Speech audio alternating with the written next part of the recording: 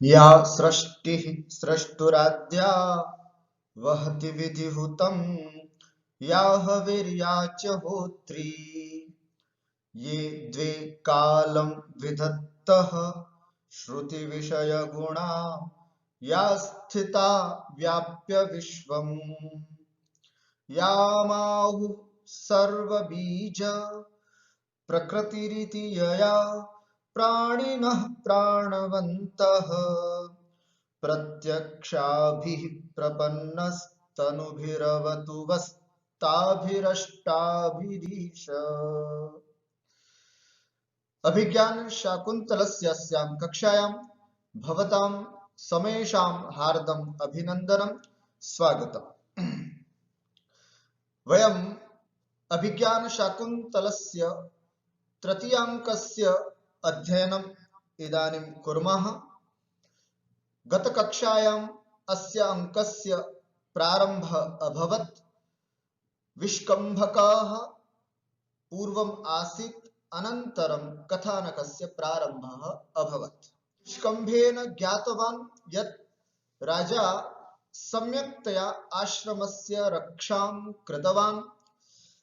राज्ञः धनुषः प्रत्यञ्चां श्रुत्वा एव सर्वे राक्षसाः पलायिताः, न कोऽपि तत्र उपद्रवं कर्तुम् आगतवान्। अनन्तरं शकुन्तला विषये पुनः दुष्यन्तस्य मनः उत्सहते। स चिन्तयति, अहम् एतत् जानामि यत् बलात् न नेतुं शक्नोमि शकुन्तलां। पुनः तथापि पुनश्च सा पराधीना वर्तते। एतत् सर्वं ज्ञात्वापि न जाने मे मनः तत्रैव अस्ति। पुनः कामदेवं सम्बोध्य राजा दुष्यन्तः कथयति, कुसुमशरः भवान् अस्ति, किन्तु मम कृते भवतः पुष्पाणि वज्रवत् कठोराणि सन्ति।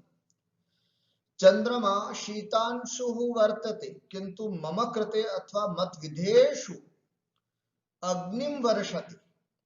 एतत् सर्वं राज्ञः दुष्यन्तस्य विरहावस्थां प्रदर्शयति।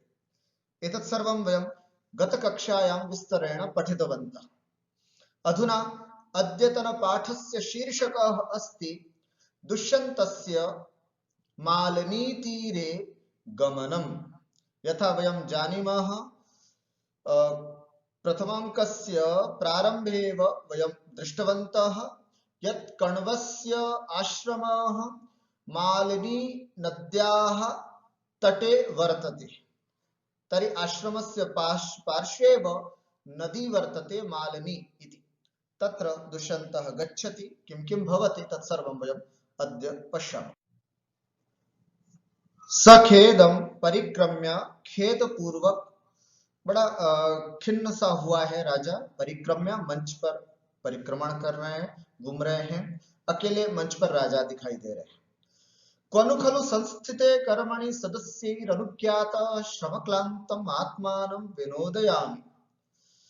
सदस्यैः नाम आश्रम सदस्यैः ऋषिभिः अनुज्ञातः अनुमतिं प्राप्तः अहं श्रमक्लान्तम् आत्मानं, है ना, श्रम परिश्रमैः क्लान्तं खिन्नम् आत्मानं, है ना, स्वकीयं विनोदयामि। कहाँ अपने आप को मनोरंजन करूं, अथवा क्व कर्मणि संस्थिते, किस काम में लगने पर अपने आप को मनोरंजित करूं, ऐसा राजा यहाँ पर विचार करते हैं।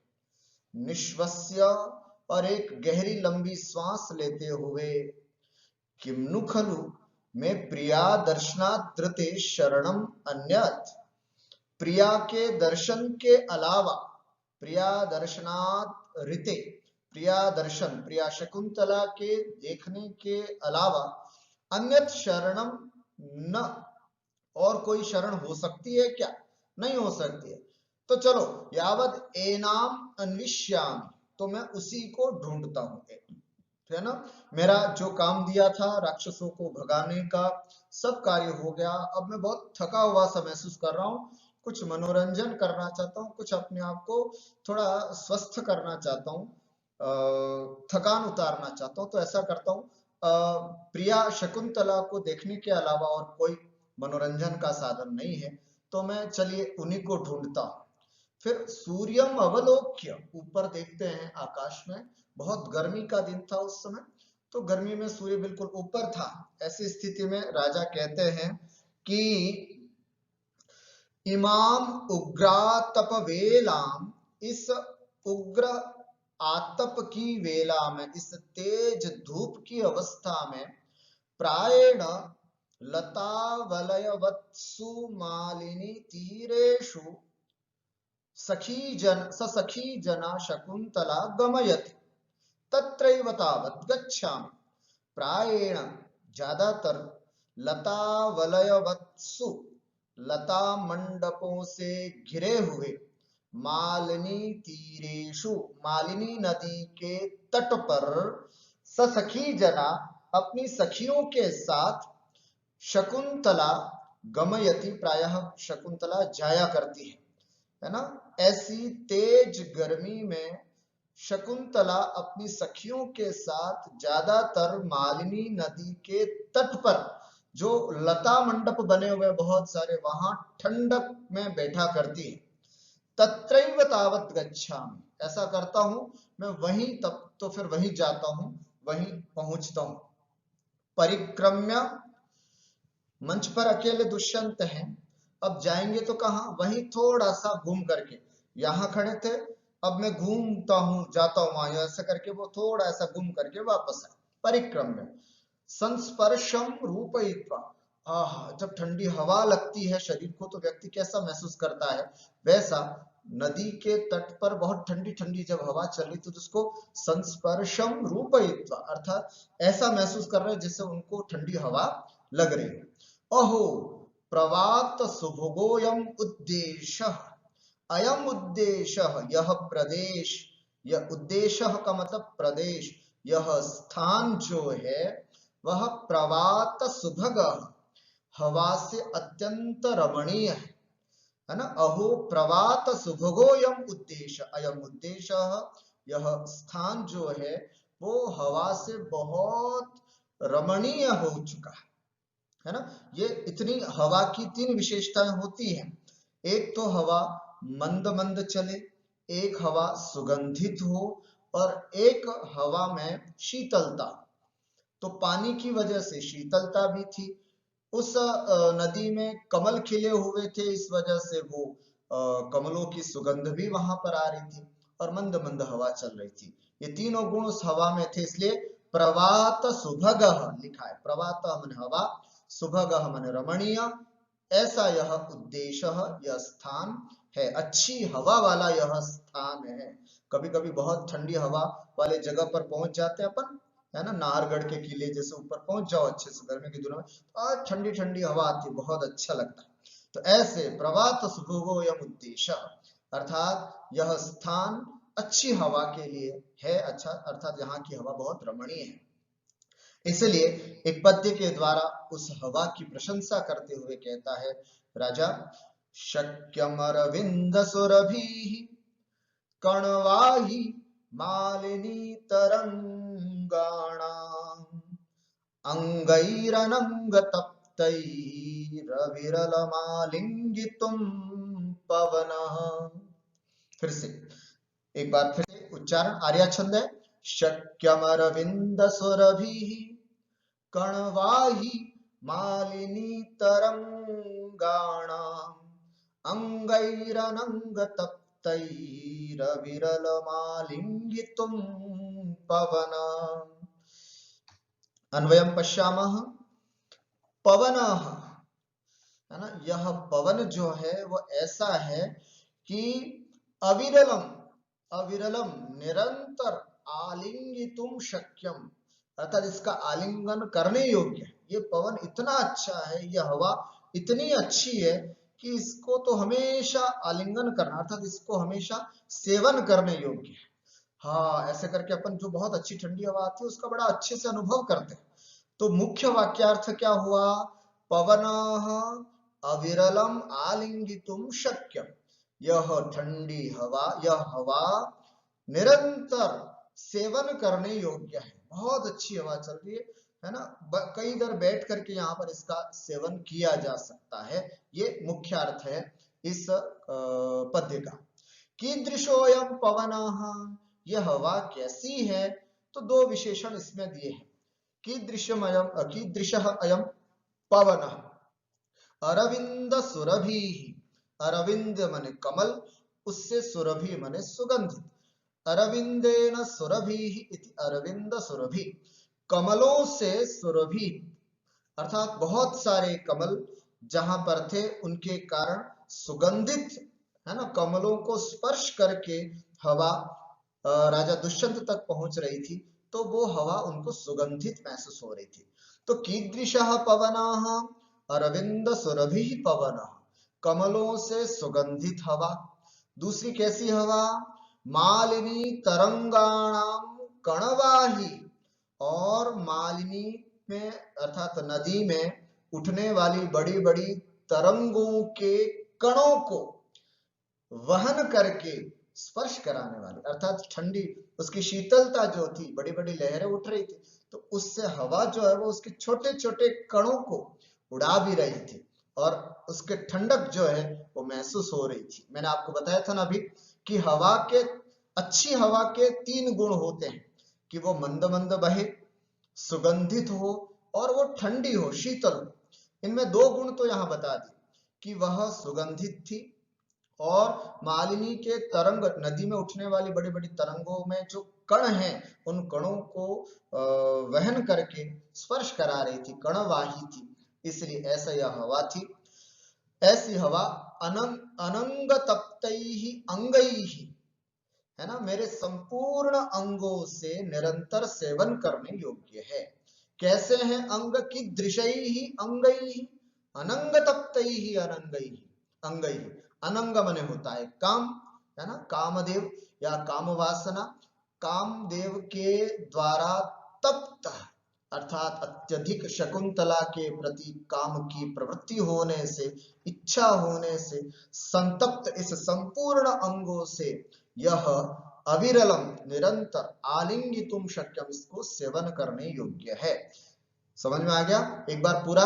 अरविंद सुरभि, कमलों से सुगंधित, मालिनी तरंगाणाम कणवाही, मालिनी नदी में उठने वाली तरंगों के कणों को वहन करने वाली शीतल, पवनः हवा, अनंग तप्तैहि अंगैहि, काम से संतप्त मेरे संपूर्ण अंगों के द्वारा अविरलम निरंतर आलिंगितुम शक्यम, आलिंगन करने योग्य है अथवा सेवन करने योग्य है। इस ठंडी हवा का अच्छे से सेवन किया जाना चाहिए।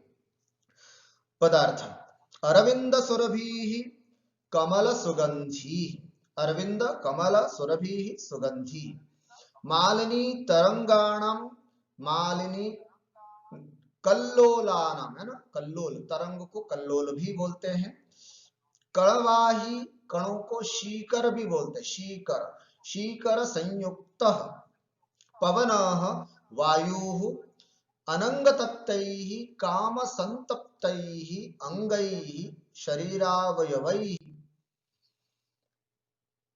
अविरलम दृढ़म निरंतरम अजस्रम वा आलिंगितुम समालिंगितुम सेवितुम शक्यम योग्यः अस्ति, है ना। भावार्थम पश्यामः। मालिनी नदी तटे किंचित दूरम गत्वा स दुष्यन्तः आनंदम अनुभवति, मालिनी नदी के तट में कुछ ही आगे ही पहुंचा था, तट के पास राजा दुष्यंत बड़े आनंद का अनुभव कर रहे थे।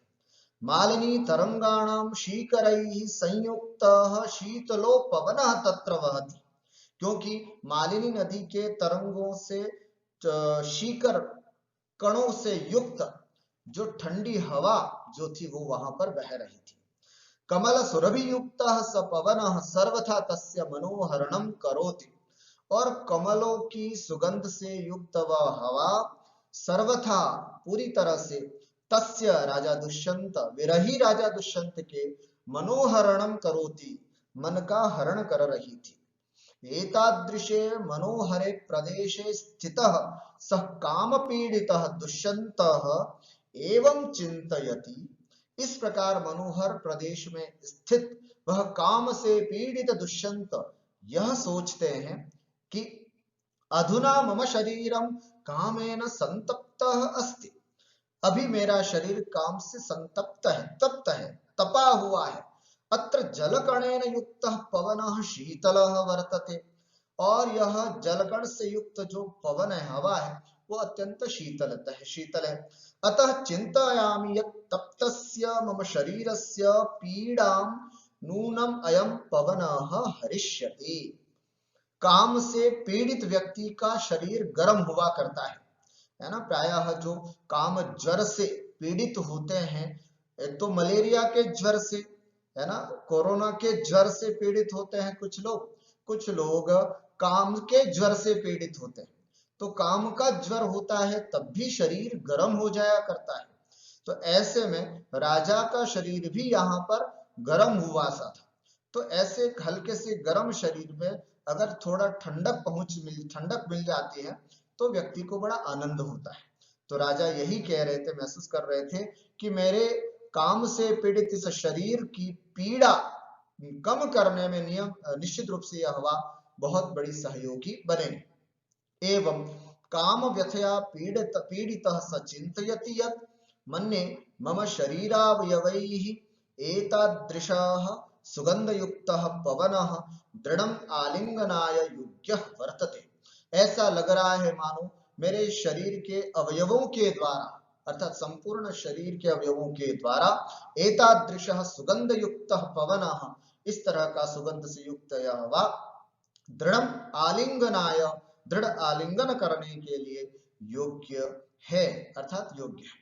इसमें एक शंका यहाँ उत्पन्न हो सकती है कि जो विरही व्यक्ति होता है उसको ये शीतल मंद पवन हवाएं जो अच्छी नहीं लगती। जो एक कामी व्यक्ति को, संयोगी व्यक्ति को, जो अपनी प्रियतमा के साथ है, ऐसे संयोगी व्यक्तियों को जो चीजें अच्छी लगती हैं, विरही व्यक्ति को ये सब चीजें खराब लगती है।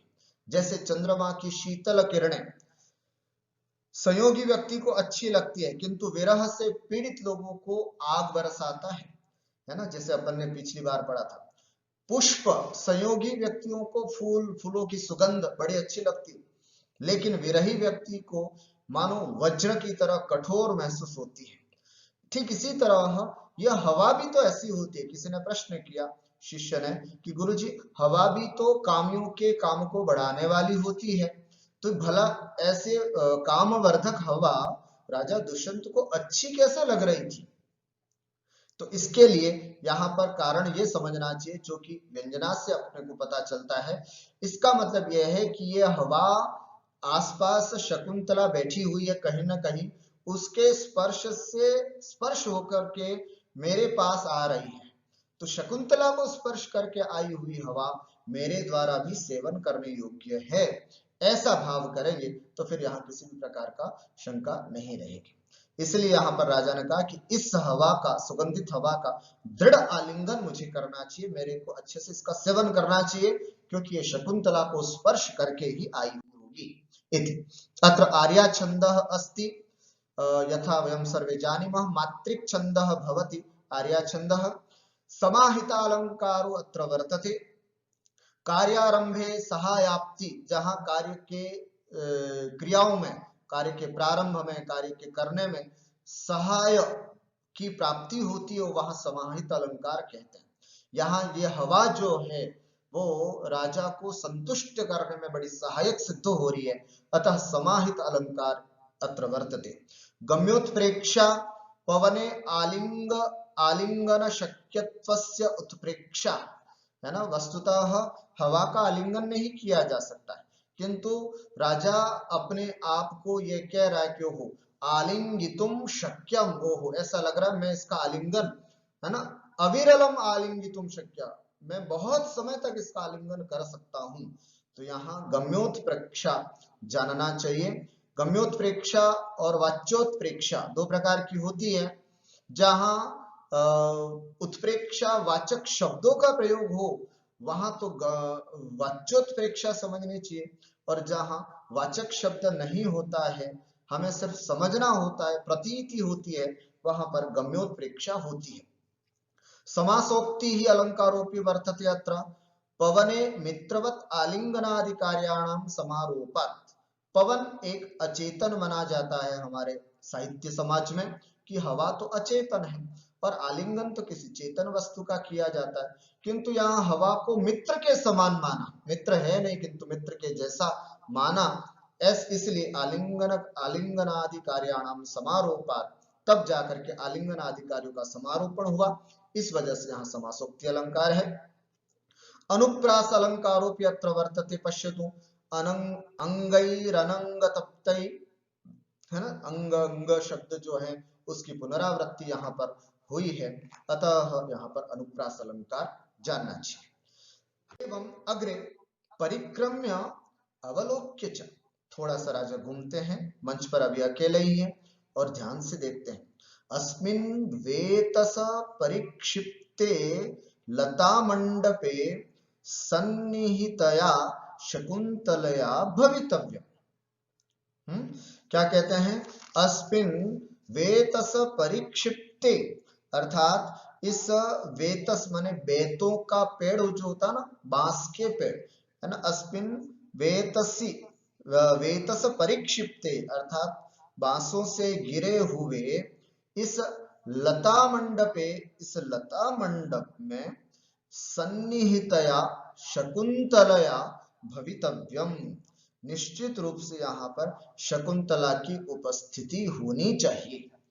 तथा ही ऐसा राजा सोच ही रहा था कि देखो यहाँ इस नदी के तट पर ये बहुत सुंदर वेतस लताओं से घिरा ये लता मंडप है, वेतस पेड़ों से घिरा हुआ ये लता मंडप है, यहाँ शकुंतला का होना जरूर पता होता है कि शायद शकुंतला होगी। तथा ही वो वैसा ही करता है, लेकिन नीचे अचानक देखता है, अधो विलोक्य, नीचे देख करके क्या देखता है, अचानक देख करके उसके मन में एक पद्य आता है, वो बोलता है अभ्युन्नता अभ्युन्नता पुरस्तादवघाड़ा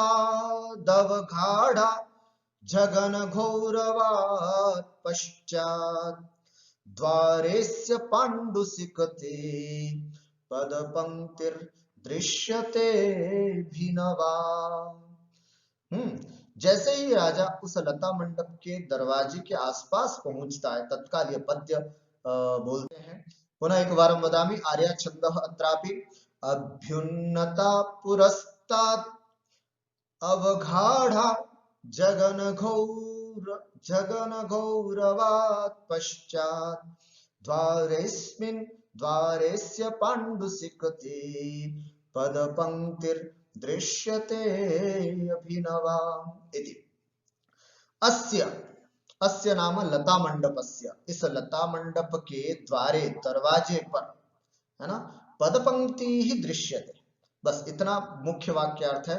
अस्य द्वारे पदपंक्ति ही दृश्यते, अर्थात पैरों के चिन्ह दिखाई दे रहे हैं द्वारे, द्वार पर।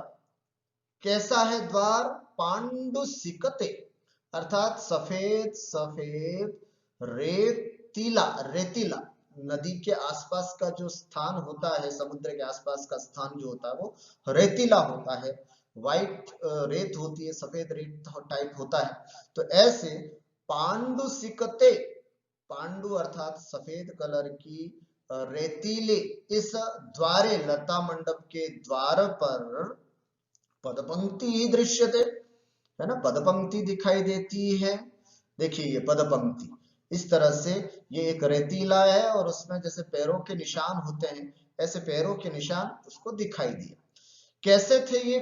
कीदृशी पदपंक्ति ही दृश्यते, कैसी उसको पदपंक्ति दिखाई दी?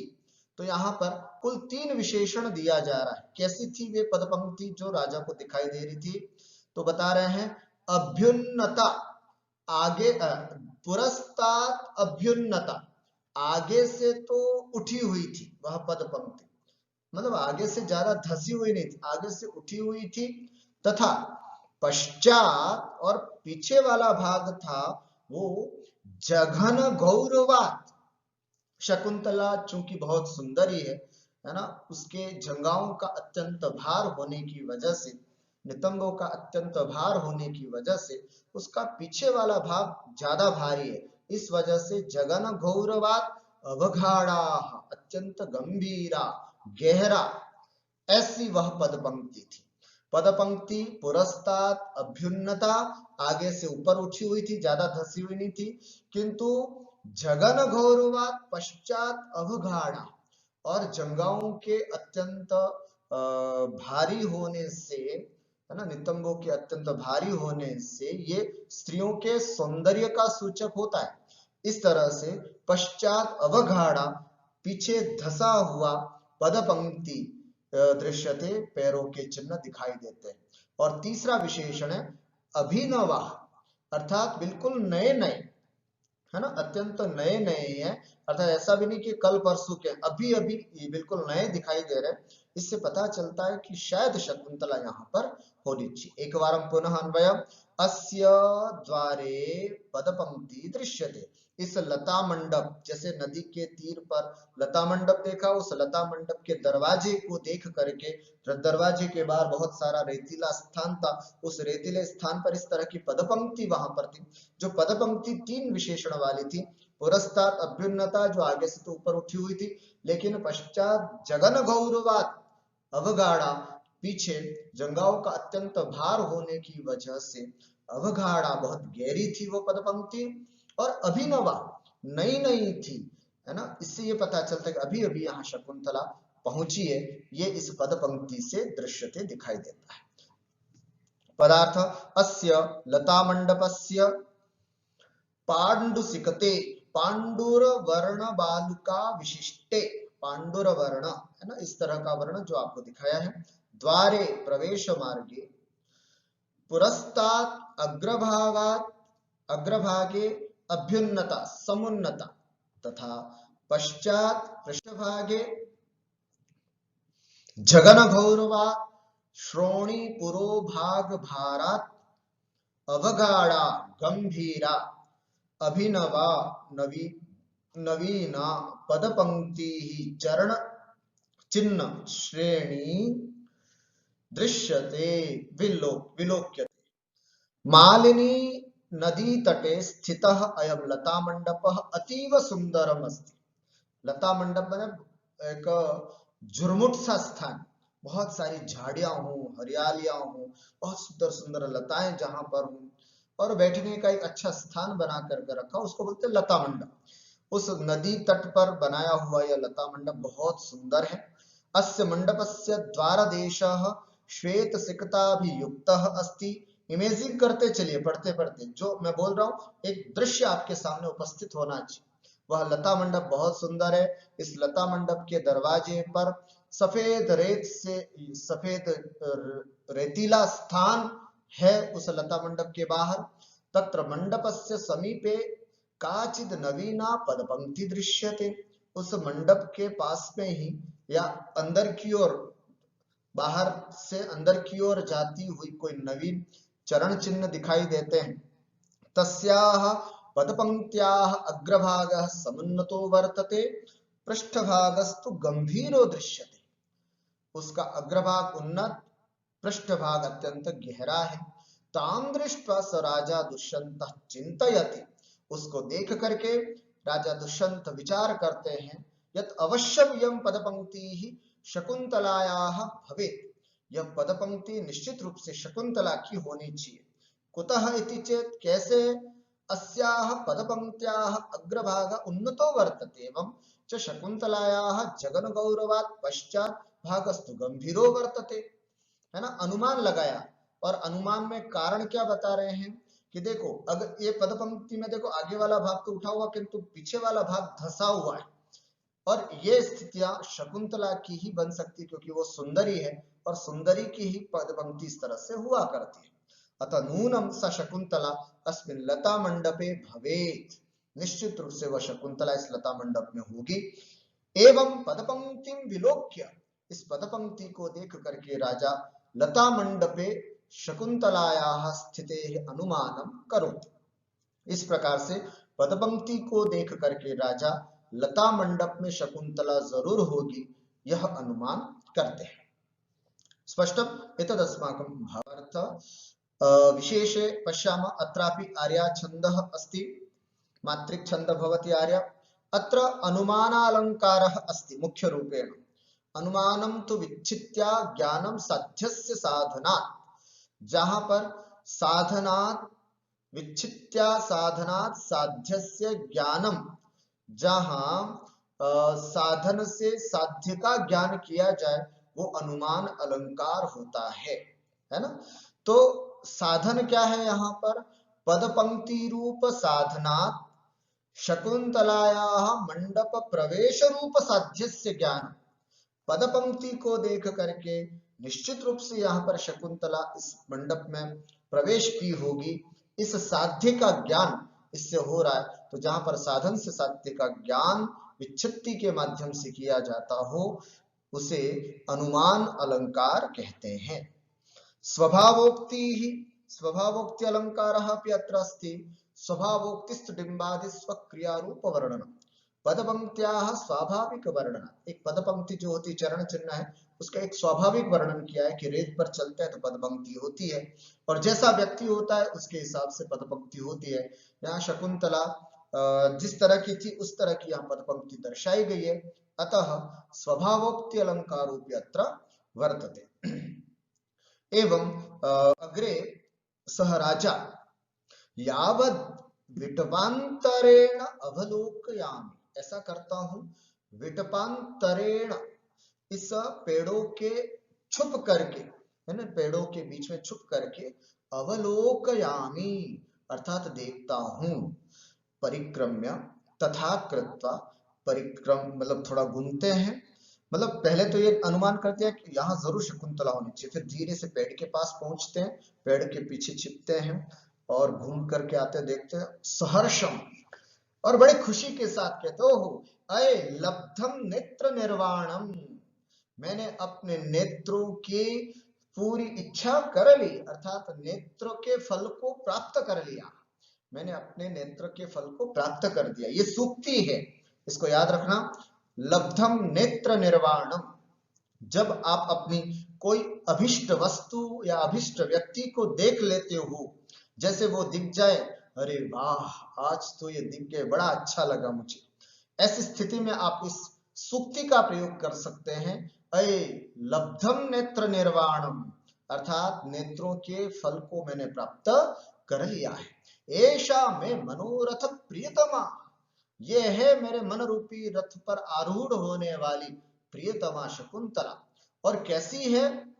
सुकुसुमास्तरणम शीलापट्टम अधिशयाना सखीभ्याम अन्वास्यते। सुकुसुमास्तरणम, कुसुम कुसुम मन बोलते हैं फूल, अस्तरणम मन होती है शैया, फूलों की कोमल शैया वाली, शिलापट्टम, शिलापट्ट है ना, एक बहुत बड़ी शिलापट्ट है, उस शिलापट्ट पर फूलों की फूल सजा करके रखे थे, चारों तरफ कोमल फूल थे, ऐसे सुकुसुमास्तर फूलों की शैया बनाई गई एक शिलापट्ट पर, उस पर अधिशयाना सोई हुई, सखीभ्याम और सखियों के द्वारा सेवा की जा रही है, अन्वास्यते है ना, सेव्यते सेवा की जाती हुई यह शकुंतला दिखाई दे रही है। भवतु श्रोष्यामि आसाम विश्रम्भ कथितानि, चलो सुनता हूं, है ना, सुनूंगा, श्रोष्यामि सुनता हूं, आसाम विश्रम्भ कथितानि एकांत में कही गई बात को मैं धीरे से सुनने का प्रयास करता हूं। इति विलोकयन स्थितः, ऐसा देखते हुए वो वहां पर स्थित हो जाते हैं। ततः प्रविशति यथोक्त व्यापारा सह सखीभ्याम शकुंतला, अब मंच पर अभी तक राजा दुष्यंत अकेले थे, अब प्रविशति यथोक्त व्यापारा सह सखीभ्याम शकुंतला, अब पर्दा फिर से खुलता है और आप मंच पर देख सकते हैं दोनों सखियों के द्वारा सेवा की जा रही है और शकुंतला बीच में लेटी हुई है ना, ऐसे, और फूलों का शैया बनी हुई है किसी शिलापट्ट पर, उस शिलापट्ट पर शकुंतला जो है वो अत्यंत ज्वर, कामज्वर से पीड़ित होने की वजह से सोई हुई है, ऐसा मंच पर दिखाया जा रहा है। सख्यों उपजीव्य सॉरी उपविज्य सस्नेहम, उपविज्य अच्छी तरह से हवा कर रही थी, और सस्नेहम स्नेह पूर्वक बड़े प्रेम से और धीरे से पूछती हैं सखियां शकुंतला को, हला शकुंतले अपि सुखयति ते नलिनी पत्रवातः। अरे मित्र शकुंतला, हम जो ये नलिनी पत्तों से, कमलिनी के पत्तों से जो हवा कर रहे हैं, ये हवा तुमको सुख प्रदान कर रही है ना? इति, ये प्रश्न किया। हला शकुंतले अपि सुखयति ते नलिनी पत्रवातः, नलिनी कमलिनी के पत्तों से की जाने वाली यह हवा तुमको सुखद महसूस करा रही है ना? अच्छा लग रहा है इससे हम लोग, अर्थात तुम्हारा ज्वर थोड़ा कम हो रहा है क्या? तुम्हारा शरीर बहुत गर्म हो रहा है, हम इस ठंडी हवा कर रहे हैं, उससे तुम्हें ठीक लग रहा है क्या? शकुंतला ऐसे उल्टी लेटी हुई थी और ये ऊपर से हवा कर रही थी। धीरे से सखियों ने पूछा उनको, शकुंतला किम विजयतो माम सख्यो, अरे आप लोग हवा भी कर रहे हो क्या? ये जो प्रश्न पूछना है वो इस बात को सिद्ध करता है कि सखियों के द्वारा कमलिनियों के पत्तों से की जाने वाली हवा से भी कुछ फर्क नहीं पड़ रहा था, इतना तेज ज्वर था शकुंतला। इसलिए तो क्या कह रही है वो कि अपि किम विजयतो माम सख्यो, क्या आप लोग हवा भी कर रहे हो मुझे? अर्थात मुझे तो पता ही नहीं कि आप लोग हवा कर रहे हो। इतनी तेज काम से पीड़ित या इतना तेज ज्वर उसको शकुंतला को वहां पर था। सख्यो विषादम नाटयित्वा परस्परम अवलोकयत, दोनों सखियां एकदम दुख सा महसूस करती हुई दोनों एक दूसरे को देख रहे हैं कि ओहो, हमारी शकुंतला को तो बहुत ज्यादा ज्वर है, हमारे द्वारा की गई हवा भी उसको महसूस नहीं हो रही है। इस तरह से राजा बलवद अस्वस्थ शरीरा शकुंतला दृश्यते, राजा विटपांतर खड़े हुए हैं और वो वहां से धीरे से अपना बोल रहे हैं अपने मन में, बलवद अस्वस्थ शरीरा शकुंतला दृश्यते, अत्यंत अस्वस्थ शरीर वाली यह शकुंतला दिखाई दे रही है। सवितर्कम है ना, और तर्क के साथ कहते हैं, तत्किम अयम आतापदोषः स्यात् उत यथा में मनसि वर्तते, ये ज्वर कौन सा है? किम अयम आतप दोषः स्यात्, ये गर्मी के कारण जो बुखार आता है वो वाला बुखार है, उतवा यथा में मनसि वर्तते, जैसे मुझे बुखार है ना, मुझे ज्वर हो रहा है, जैसे होता है ना, एक तो मलेरिया होता है, एक लवेरिया होता है, जिसको लव हो जाता है, प्रेम हो जाता है, उसकी स्थिति भी ऐसी होती है, ना खाना सोचता है ना पीना सोचता है, कोई वस्तु अच्छी नहीं लगती है, किसी में काम में मन नहीं लगता है, बस केवल अपने प्रिय या प्रियतम का ही सोचते रहते हैं, ये एक स्थिति ज्वर की बनती है। तो राजा यहाँ पर सोचता है कि शकुंतला को गर्मी के कारण होने वाला जो आतप है वो गर्मी वाला आतप है या काम का आतप है? यथा में मनसी वर्तते, मुझे जैसे मेरे मन में जैसे काम का आतप है वैसा ही उनको है क्या?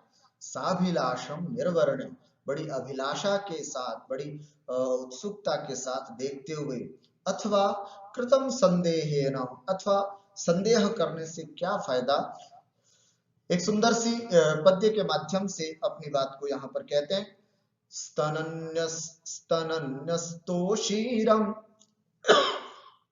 शिथिलितमृणालैकवलयं प्रियायाः साबाधं किमपि कमनीयं वपुरिदं, समस्तापः कामं मनसि जनिदाघ प्रसरयोर्, न तु ग्रीष्मस्यैवं सुभगमपराद्धं युवतिषु इति।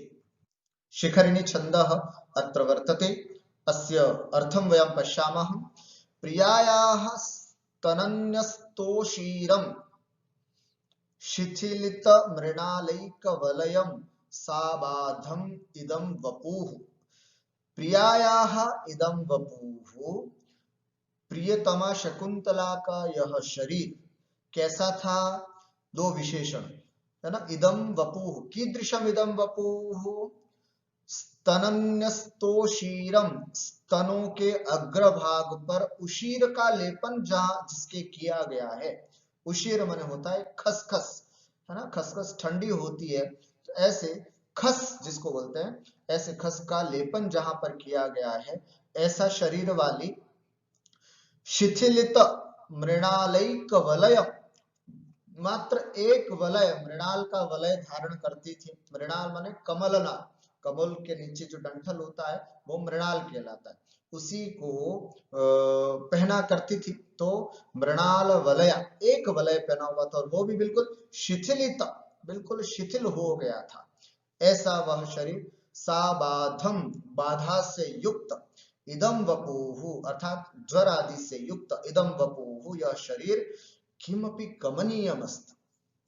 भले ये बीमार क्यों ना हो, ज्वर से पीड़ित क्यों ना हो, परंतु यह फिर भी बहुत कमनीय लग रही है। राजा बड़े प्रेम के नजरों से देखता है तो उसको सब कुछ अच्छा लगता है, और वो ये कह रहा है, बात उसकी सही भी है, कि यह जो शकुंतला की बाधा से युक्त यह शरीर है, बाधा से युक्त होने के बावजूद भी कमनीय है। कामम मनसिज निदाघ प्रसरयोः तापः समं भवति।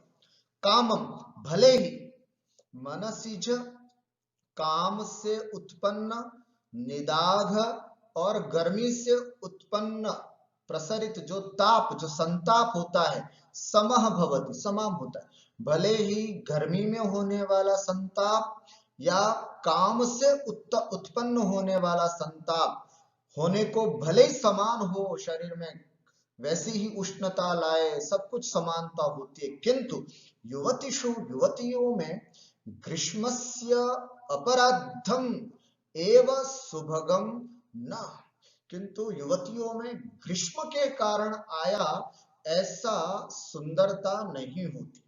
ग्रीष्मस्य अपराधम अर्थात ग्रीष्म से संतप्त जो शरीर होता है वो इतना सुंदर नहीं होता जितना सुंदर काम से ग्रसित, अर्थात जब स्त्रियां, युवतियां, कन्याएं जब काम से ग्रसित होती है, उस समय उनके शरीर की जो सुंदरता होती है वो अद्भुत होती है। गर्मियों के दिनों में बुखार आदि के आ जाने से जो शरीर की स्थिति होती है वो सुंदरता नहीं, लेकिन काम की अवस्था में जो शरीर की सुंदरता है वो अद्भुत ही होती है।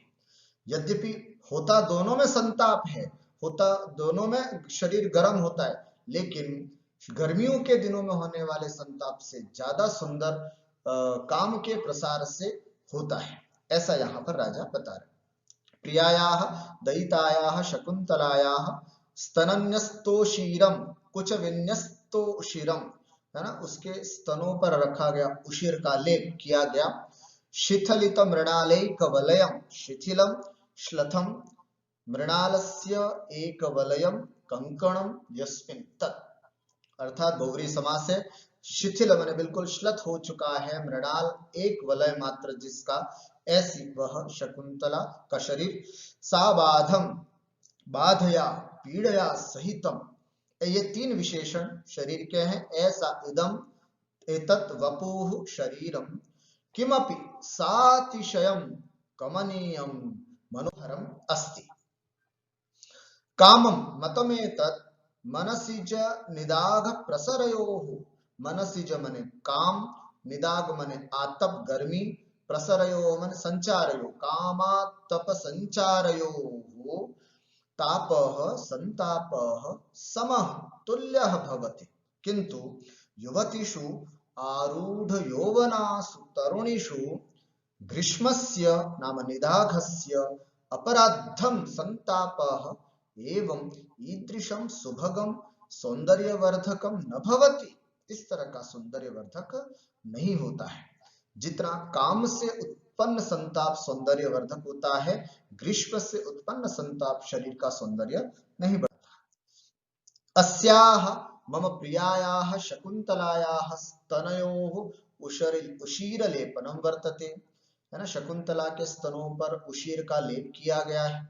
एवं च शिथिलेन एकेन कमलवलयेन, कमलनाल वलयेन तस्याः इदं शरीरम कथम सातिशयम मनोहरम दृश्यते, और शिथिल, बिल्कुल पहले तो बांधा हुआ था तब मजबूत था, और जैसे जैसे कमजोरी आ जाने से शिथिल हो गया और बिल्कुल यहाँ नीचे तक आ गया। ऐसे शिथिल अवस्था को प्राप्त कमलनाल का यह वलय तस्याह शकुंतला के इदम शरीरम कथम सातिशय मनोहरम दृश्यते, इसके कारण इसका शरीर अत्यंत मनोहर दिखाई दे रहा है।